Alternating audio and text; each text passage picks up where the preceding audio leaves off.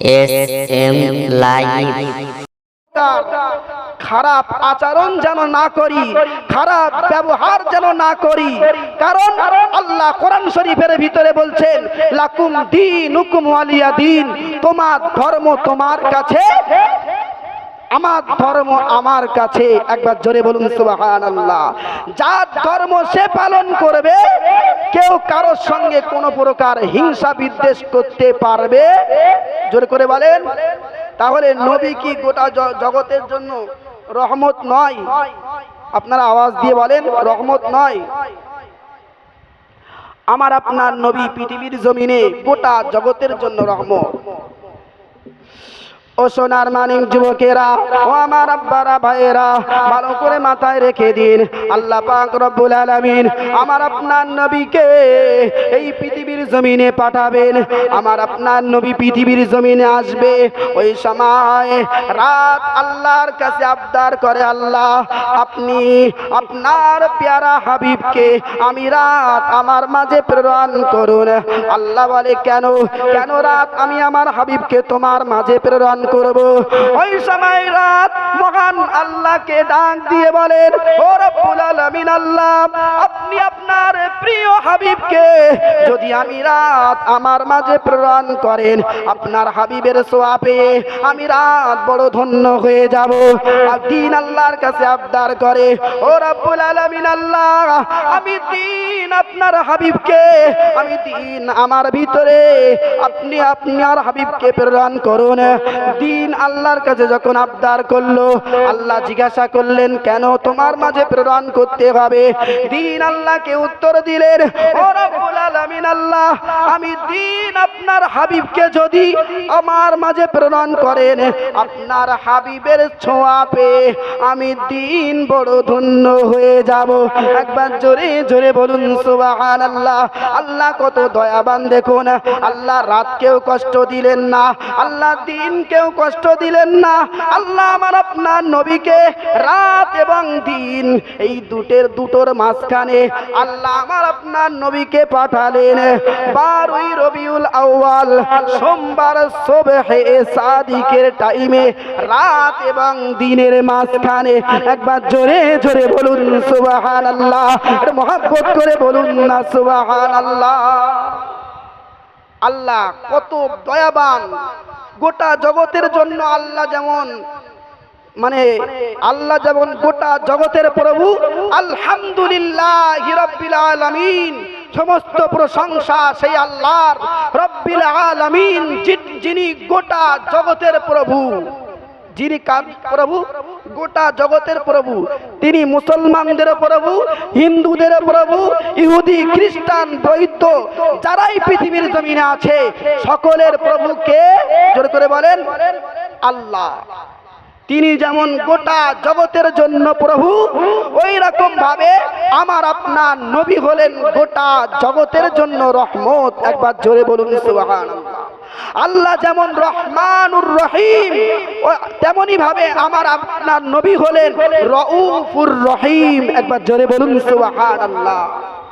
আল্লাহর প্রত্যেকটা নামের সঙ্গে আমার আপনার নবীর নামকে আল্লাহ মিলিয়ে রেখেছেন। একবার জোরে বলা যাবে কি সুবহানাল্লাহ? আল্লাহ রাতকেও কষ্ট দিলেন না, দিনকেও কষ্ট দিলেন না।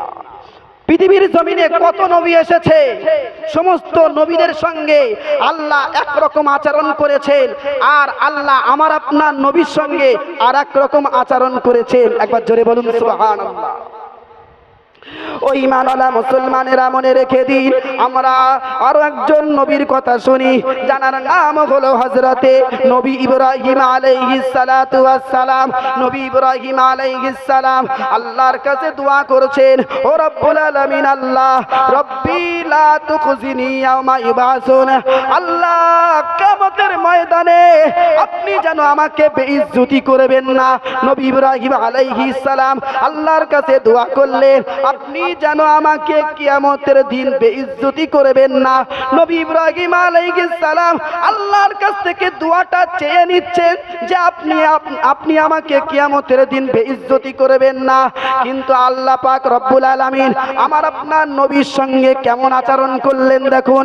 কোরআনটাকে খেয়াল করুন, কোরআনের ভিতরে মহান আল্লাহ আমার আপনার নবীকে ডাক দিয়ে বলছেন, ইয়াউমা লা ইখুজিল্লাহুন নাবিয়্যা, ওগো আমার প্যারা হাবিব নবী ইব্রাহিম আলাইহিস সালাম আমার কাছে দোয়া চেয়েছে আমি যেন কিয়ামতের দিন নবী ইব্রাহিমকে বেইজ্জতি না করি। কিন্তু আমি আল্লাহ পাক আপনাকে জানিয়ে দিলাম, আপনি আমার প্যারা হাবিব, আপনি আমার প্যারা বন্ধু, আমি আল্লাহ পাক নিজে থেকে আপনাকে জানালাম, ইয়াউমা লা ইখুজিল্লাহুন নাবিয়্যা, না না না না, আমি কিয়ামতের দিন আপনাকে বেইজ্জতি করব না, করব না, করব না। একবার জোরে জোরে বলুন সুবহানাল্লাহ, আর মুহাব্বত করে বলুন সুবহানাল্লাহ। নবী ইব্রাহিম আলাইহিস সালাম আল্লাহর কাছে দোয়া করেছে, আল্লাহ আপনি কিয়ামতের দিন যেন আমাকে বেইজ্জতি করবেন না। কিন্তু আল্লাহকে নিজেই, স্বয়ং আল্লাহ নিজে আমার নবীকে বলছেন, ইয়াউমা লা ইখুজিল্লাহুন নাবিয়্যা, হে নবী আমি আপনাকে কিয়ামতের দিন বেইজ্জতি করব না। এর জোরে বলুন না সুবহানাল্লাহ। তাহলে আল্লাহ নবী ইব্রাহিম আলাইহিস সালামের সঙ্গে একরকম আচরণ করেছেন, আর আমার আপনার নবীর সঙ্গে আর এক রকম আচরণ করেননি। জোর করে বলেন, করেছেন না করেননি? ও সোনার মানিক যুবকেরা, ও আমার আব্বারা ভাইয়েরা মায়েরা, ভালো করে মাথায় রেখে দিন, আল্লাহ নবী মুসা আলাইহিস সালাতু ওয়াস সালাম আল্লাহ পাকের কাছে দোয়া করলেন, রব্বি আরিনি, রব্বি আরিনি, রব্বি আরিনি। মহান আল্লাহর কাছে দোয়া করলেন, ও রব্বুল আলামিন আল্লাহ আপনি আমাকে দেখা দেন, আমি নবী মুসা আপনাকে দেখতে চাই। ওই সময় আল্লাহ বলেন, লান তারানি, লান তারানি, লান তারানি, হে আমার নবী মুসা তুমি আমাকে দেখতে পারবে না, পারবে না, পারবে না, কারণ আমার যে নূরের জালালিয়াতের ফয়েজ আছে এই ফয়েজ তুমি সহ্য করতে পারবে না। নবী মুসা আলাইহিস সালাতু ওয়াস সালাম আল্লাহর কাছে দোয়া চাইলেন, রব্বি আরিনি, আল্লাহ আপনি আমাকে দেখা দেন, দেখা দেন। আল্লাহর কাছে নবী মুসা আলাইহিস সালাম চেয়েছেন, আল্লাহ নবী মুসা আলাইহিস সালামকে তুর পর্বতে ডেকেছেন, ডেকে আল্লাহর ৭০,০০০ নূরের পর্দার ভিতর থেকে সামান্য পরিমাণ একটু নূরের ছোটা তুর পর্বতের উপরে ফেলেছেন। দেখতে পাওয়া গেল মুহূর্তের ভিতরেই নবী মুসা আলাইহিস সালাম ওই তুর পর্বতের উপরেই বেহুশ হয়ে পড়ে গেল। কিন্তু মহান আল্লাহ পাক রব্বুল আলামিন আমার আপনার নবীকে ডাক দিয়ে বলেন, ওগো আমার হাবিব, ওগো আমার নবী, নবী মুসা আলাইহিস সালাতু ওয়াস সালাম আমি আল্লাহ আমাকে দেখার জন্য আমার কাছে আবদার করেছে, রব্বি আরিনি, আপনি আমাকে দেখা দেন। কিন্তু ওগো আমার হাবিব আমি আল্লাহ আপনাকে জানিয়ে দিলাম, নবী মুসা আলাইহিস সালাম আমাকে দেখার জন্য দোয়া চেয়েছে, কিন্তু আমি আল্লাহ আপনাকে জানিয়ে দিলাম, আপনাকে আমি আল্লাহ আমার কাছে আবদার করতে হবে না, আমি আল্লাহ আমার কাছে ফরিয়াদ করতে হবে না, দোয়া করতে হবে না, আমি আল্লাহ আপনাকে জানিয়ে দিলাম মিরাজের রাতে আমি আল্লাহ পাক রব্বুল আলামিন আপনাকে দাওয়াত করে নে, আমি আল্লাহ পাক রব্বুল আলামিন আপনাকে আমার মোবারক দিদার দিয়ে ধন্য করে দেব।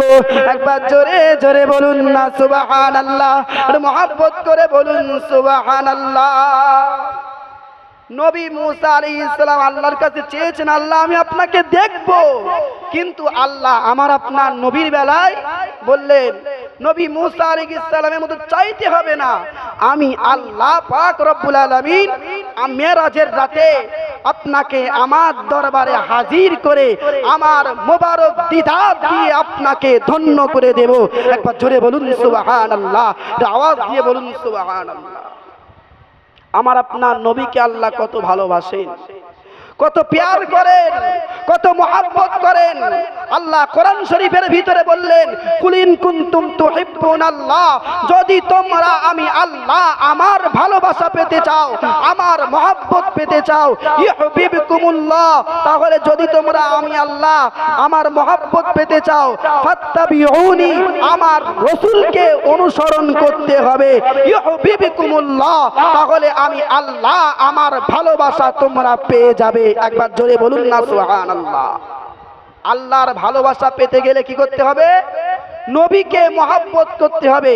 নবীকে আল্লাহ ভালোবেসেছেন, নবীকে ফেরেশতারা ভালোবেসেছেন। আমি আপনি সেই নবীর উম্মত হয়ে সেই নবীর ভালোবাসা আমার আপনার ভিতরে কেন থাকবে না? ও সোনার মানিক যুবকেরা, ও আমার আব্বারা ভাইয়েরা, ভালো করে মাথায় রেখে দিন, আল্লাহ পাক রব্বুল আলামিন হযরত নবী আদম আলাইহিস সালাতু ওয়াস সালামকে সৃষ্টি করলেন। সৃষ্টি করার পরে নবী আদম আলাইহিস সালামের ভিতরে মহান আল্লাহ রূহ ফুঁকে দিলেন। হযরত জিবরাইল আমিন আলাইহিস সালাতু ওয়াস সালাম দেখতে পেলেন, যখনই নবী আদম আলাইহিস সালাতু ওয়াস সালামের ভিতরে আল্লাহ রূহ ফুঁকে দিলেন, দেখতে পাওয়া গেল রূহ বাইরে চলে আসলো। হযরত জিবরাইল আমিন আলাইহিস সালাতু ওয়াস সালাম আবার নবী আদম আলাইহিস সালামের ভিতরে রূহ ফুঁকে দিলেন, দেখতে পাওয়া গেল রূহ বাইরে চলে আসলো। তিনবারের মাথায় নবী হযরত জিবরাইল আমিন আলাইহিস সালাম আবার রূহ ফুঁকে দিলেন, দেখতে পাওয়া গেল তিনবারও বেরিয়ে আসলেন। এবার জিবরাইল আমিন আলাইহিস সালাতু ওয়াস সালাম আল্লাহকে ডাক দিয়ে বললেন, ও রব্বুল আলামিন আল্লাহ, তিনবার আপনার নবী আদমের ভিতরে রূহ ফুঁকে দিলাম, কিন্তু একটি বারের জন্য আদম আলাইহিস সালামের দেহের ভিতরে রূহ থাকতে চায় না, ব্যাপারটা কি? ওই সময় আল্লাহ পাক রব্বুল আলামিন হযরত জিবরাইল আমিন আলাইহিস সালামকে ডাক দিয়ে বললেন, হে আমার ফেরেশতা জিবরাইল, আমার নবী আদম আলাইহিস সালামের দেহের কাছে জিজ্ঞাসা করো, নবী আদম আলাইহিস সালামের রূহটাকে জিজ্ঞাসা করো, কেন নবী আদমের ভিতরে থাকতে চায় না? ওই সময় রূহ জবাব দিয়েছিল, ও রব্বুল আলামিন আল্লাহ, নবী আদমের ভিতরে এতটা পরিমাণে অন্ধকার, এতটা পরিমাণে অন্ধকার, আমি নবী আদমের রূহ নবী আদমের ভিতরে থাকতে পারি না, বারবার বেরিয়ে আসতে ইচ্ছা হয়। ওই সময় মহান আল্লাহ মহান আল্লাহ পাক রব্বুল আলামিন হযরত জিবরাইল আমিন আলাইহিস সালাতু ওয়াস সালামকে ডাক দিয়ে বললেন, ও আমার ফেরেশতা জিবরাইল, দেখো দেখো, আমার আরশে আজিমের গায়ে একটা নূরের দোলা রয়েছে, ওই নূরের দোলাটা নিয়ে আমার নবী আদম আলাইহিস সালামের কপালে একটু ঘষা দিয়ে দাও। হযরত জিবরাইল আমিন আলাইহিস সালাতু ওয়াস সালাম ওই নূরের টুকরাটা নিয়ে নবী আদম আলাইহিস সালাতু ওয়াস সালামের ললাটের উপরে যেই না ঘষা দিলেন, দেখতে পাওয়া গেল সঙ্গে সঙ্গে নবী আদমের ভিতরে রূহ ফুঁকে দিতে হলো না। নবী আদম আলাইহিস সালামের ভিতরে রূহ, নবী আদমের রূহটা অটোমেটিকলি নিজেই নবী আদম আলাইহিস সালামের ভিতরে ঢুকে গেল। একবার জোরে জোরে বলুন সুবহানাল্লাহ, একটু মহব্বত করে বলুন সুবহানাল্লাহ। আল্লাহ নবী আদমকে প্রথম নবী হিসেবে সৃষ্টি করলেন ঠিকই, কিন্তু সেখানেও নবী আদমের কপালেও আমার নবীর ছোঁয়া লাগাতে হয়েছে। তারপরে নবী আদম আলাইহিস সালামের ভিতরে নবী আদমের রূহটা ঢুকেছে। যতক্ষণ পর্যন্ত আমার নবীর ছোঁয়া নবী আদমের ভিতরে লাগেনি, ততক্ষণ পর্যন্ত রূহ ভেতরে প্রবেশ করেনি। একবার জোরে বলুন না সুবহানাল্লাহ, একটু মহব্বত করে বলুন সুবহানাল্লাহ। আল্লাহ নবীকে কত ভালোবাসে। নবী আদম আলাইহিস সালামকে আল্লাহ জান্নাতের ভিতরে দিলেন। জান্নাতের ভিতরে দেওয়ার পরে সামান্য একটু ভুল করেছিলেন, অপরাধ করেছিলেন, যে ভুলের কারণে নবী আদম আলাইহিস সালামকে আল্লাহ জান্নাত থেকে দুনিয়াতে নামিয়ে দিলেন। 350 বছর আল্লাহর কাছে কান্নাকাটি করলেন, কোনো প্রকার দোয়া কবুল হয় না। হঠাৎ করে একদিন হযরত নবী আদম আলাইহিস সালামের মনে পড়ে গেল, যেদিন আল্লাহ আমাকে সৃষ্টি করেছিলেন, ওই দিন সৃষ্টি করার পরেই আমি নবী আদম ওঠা মাত্রই দেখেছিলাম আল্লাহর আরশে আজিমের গায়ে আল্লাহর নামের পাশে একটা নাম দেখা যায়, ওই নামটা হলো মুহাম্মাদুর রাসূলুল্লাহ। সকলে পড়ি সাল্লাল্লাহু আলাইহি ওয়াসাল্লাম। নবী আদম আলাইহিস সালাম যেই না আমার আপনার নবীর ওসিলা দিয়ে আল্লাহর কাছে দোয়া চাইলেন, আল্লাহ সাথে সাথেই নবী আদম আলাইহিস সালাতু ওয়াস সালামকে আল্লাহ পাক রব্বুল আলামিন ক্ষমা করে দিলেন। একবার জোরে বলুন সুবহানাল্লাহ।